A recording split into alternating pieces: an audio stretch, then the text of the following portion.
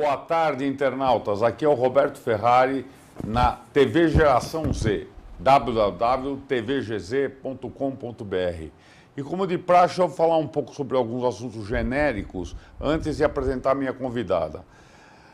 Para falar um pouco de política, a nossa querida presidente da República vetou o projeto que queria implantar o voto impresso. Ou seja, a pessoa para vetar um negócio desse, ela deve ter culpa no cartório, né? Porque não é possível. Quem não deve, não teme. Então, se o voto impresso vai prejudicar o partido dela, é porque não está sendo muito legal a eleição. Tudo bem com esse assunto. E, analisando aqui a nossa querida cidade de São Paulo, está cada vez pior o trânsito. O prefeito tinha que reconsiderar os limites de velocidade, porque ele está causando muito problema na cidade e está também causando problemas até de segurança, que hoje com 50, 40 por hora um marginal te alcança. Você não tem como fazer, né? Uma loucura. E no sábado, no meu programa da M-Rock, na www.mrock.com.br, eu vou estar apresentando um Deuses do Metal. O Deuses do Metal é aquele programa que eu faço mensalmente e que eu apresento várias bandas, ou pegando os melhores guitarristas, os melhores vocalistas, ou um estilo de som, Pink Floyd, alguma coisa assim. Esse eu estou preparando uma surpresa para sábado e conto com vocês às 5h30 da tarde na M-Rock. E estamos inaugurando o Outubro Rosa, um mês muito importante, em que as mulheres precisam e devem fazer prevenção, fazer os exames, verificar se está tudo em ordem, porque essa doença, o câncer, é uma praga mundial, causa desgraça em várias famílias, acaba com a vida de pessoas muito jovens. Então, por favor, mulheres, se cuidem, como nós homens temos que nos cuidar em relação à próstata. E eu tenho hoje aqui comigo a Lela Monteiro. Ela é uma psicóloga, ela é sexóloga e ela fala muito sobre relacionamento, tem programa na Rádio Globo, escreve para vários jornais, uma pessoa que vai dar um programa bem interessante para a gente. Boa tarde, Lela. Boa tarde, muito obrigada pelo convite a você, Roberto, toda a sua equipe técnica, né? Obrigada pela sua assessoria. É um prazer estar nessa casa novamente e é uma honra começar o dia 1º de outubro. Eu vim inclusive de rosa para falar do Outubro Rosa também, dentre vários temas que nós havíamos conversado já nos bastidores. E o câncer de mama, gente, é uma doença que hoje ela é curável, desde que você pegue no início. E a campanha Outubro Rosa nada mais é que um alerta para você, mulher, faça a mamografia, para que essas políticas públicas, os órgãos públicos, todos os meios de comunicação incentivem a você, mulher, mesmo com silicone, a fazer não só o autoexame no ginecologista, mas a mamografia, porque muitas vezes com a mamografia e com o ultrassom a gente percebe o nódulo de mama, e eu tive um nódulo de mama. Puxa vida. Que só descobri quando eu mudei de ginecologista e levei um exame. Aí eu cheguei, levei um susto, Roberto, que eu cheguei no ginecologista e a ginecologista falou: você sai daqui, risca a sua agenda e vai direto no mastologista. Nossa, eu fiquei realmente em pânico. A gente imagina que nunca é na casa da gente, que é sempre na do vizinho, e não porque comigo. Mas extraí a parte que precisava, peguei bem no início. Puxa vida, que beleza, que pelo menos foi no começo. E no começo, e porque tinha feito o exame. Assim, claro que eu vou dar meu depoimento como mulher. Foi muito engraçado, que eu sou da área da saúde, é muito engraçado falando agora, na época a gente fica apavorada. Porque eu saí de lá, eu tinha um cabelão maior ainda do que eu tenho, eu saí de lá, fui no médico e tudo mais, e fui no centro da cidade comprar uma peruca. Comprei uma peruca Chanel, que eu tenho até hoje, um dia eu posso até vir com uma peruca Chanel. Tomei a medicação por 3 meses, meu cabelo caiu bastante, não caiu tudo, mas caiu uma parte. Aí eu falei, se cair tudo, eu já tenho a peruca. Então, desde o momento que eu sabia que ia ter que ter uma intervenção, já comprei a peruca para ver o quanto que isso mexe com a autoestima da gente. Mexe com a autoestima. Muito. Todo ano faço meu exame de próstata, porque eu conheci várias pessoas que morreram devido a câncer de próstata, que é um câncer muito agressivo. E eu faço todo ano meu controle, é uma questão de de preservação de saúde e não de masculinidade. E Tem às vezes muita é gente que silencioso, interpreta como masculinidade, não, porque eu não sou homem, se eu fizer um exame de toque. Não tem nada a ver. É tão rápido. Tem que ser uma coisa, você tem que interpretar como você está fazendo um bem para você mesmo. É isso. E aí que se preserva. Agora, já que você falou dessa questão do câncer, como que funciona, primeiro, a diferença entre sexo e sexualidade? Muito bom. Bom, sexualidade é um estudo amplo, né? Quando a gente fala em sexualidade humana, nós vamos estudar desde as disfunções, das doenças, não vamos estudar só o colorido, né, do sexo. O sexo em si seria lá o ato sexual, seria um pouco mais o genital, mas o estudo da sexualidade é o estudo do comportamento, o estudo do envolvimento das pessoas, do relacionamento. E até eu tenho um filho de 12 anos que muitas vezes, o que sua mãe faz? Ela estuda a sexualidade humana. Que interessante. Então, é muito interessante porque o estudo da sexualidade nos permite a falar, desde uma universidade até, às vezes, numa igreja, porque vamos falar das pessoas se entenderem, de terem uma fala assertiva. Por que os casais, às vezes, se amam, mas não conseguem ficar junto? Às vezes tem um bom sexo? Tem uma boa cama, mas não tem uma boa fala.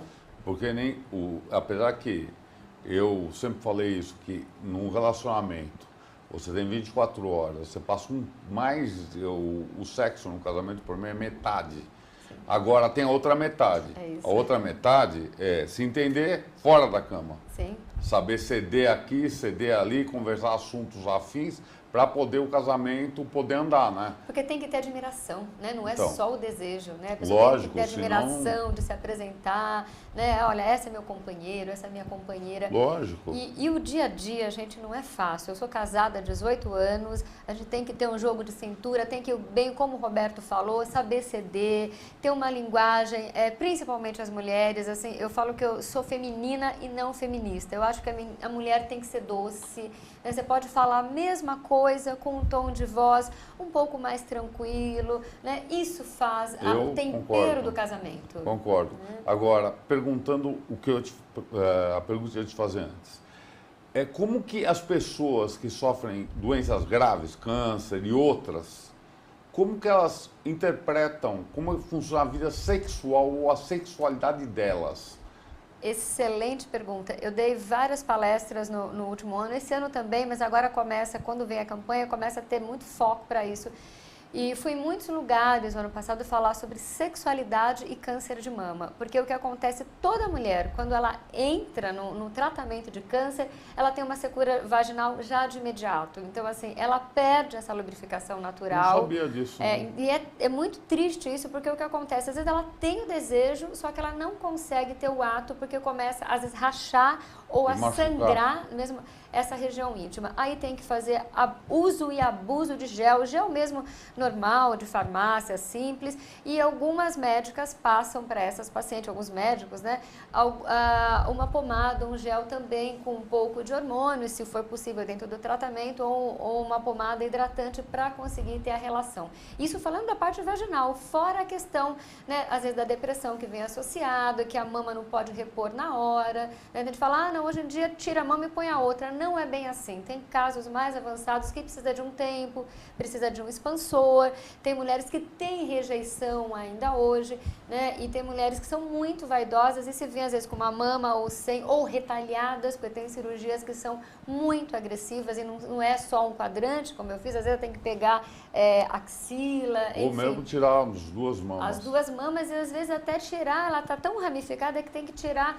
parte muscular, tem mulher que fica afundada mesmo de um lado, então mexe muito, sim. Então nós temos que falar desse tema que é pesado, com leveza, e temos que ter muitas dessas falas, principalmente um companheiro compreensivo. Com certeza, eu acho que o papel do homem numa relação em que a parte feminina, a esposa ou a namorada, tem algum problema desse tipo, o papel dele é fundamental.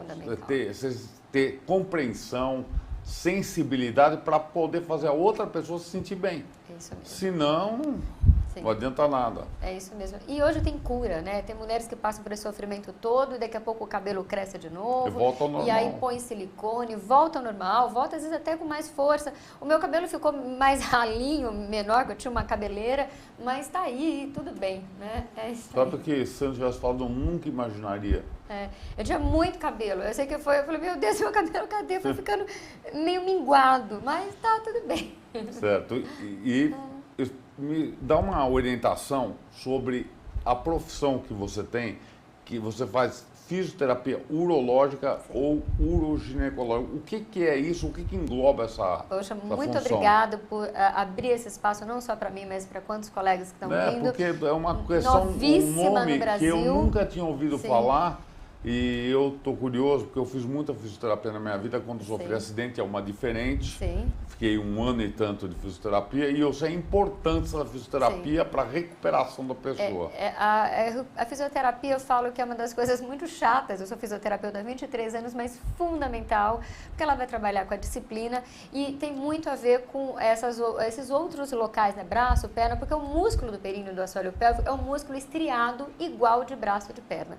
Mas, como o assoalho pélvico, o períneo, ele está reforçando, né? Fechando, ele é o chão do tronco, nós exercemos força o tempo todo sobre ele. Então, todas as vísceras, né? A mulher, quando fica grávida, exerce pressão. Então, a fisiouroginecológica é para mulher grávida, para mulher na menopausa, porque ela começa a ficar com essa parede mais fraca, o músculo, e a pele mais fininha. Então, a fisioterapia é para fortalecer, impedir que a bexiga caia, impedir que o útero exteriorize, né?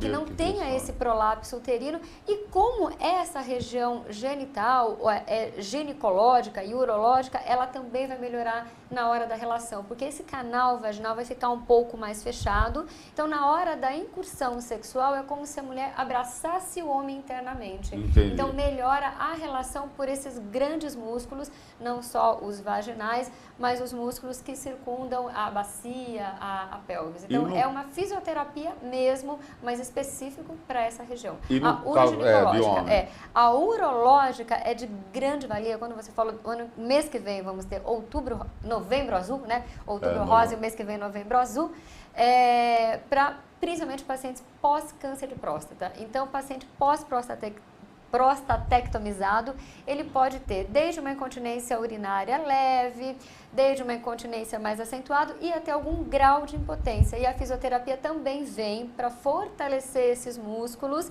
né? É diferente da mulher, é para fechar mais esse canal, dar um aporte, mas para o homem é para trazer mais sangue para essa região.